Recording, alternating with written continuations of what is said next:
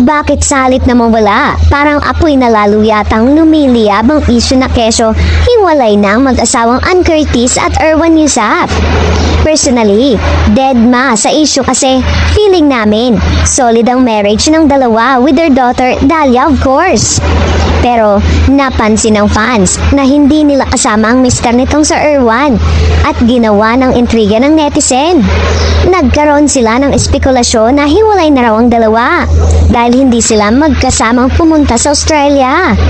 Meron daw kumakalat na fake news na magde-divorce na ang dalawa na nagsimula lang pala dahil sa post ng actress bilang pagsuporta sa divorce bill.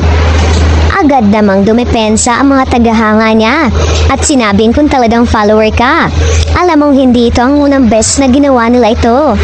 Normal itong ginagawa ng dalawa na senyalis ng healthy relationship. Sa latest post na Erwan ay mukhang busy lamang ito na nasa Siargao kasama ang kanyang team para sa isang shoot.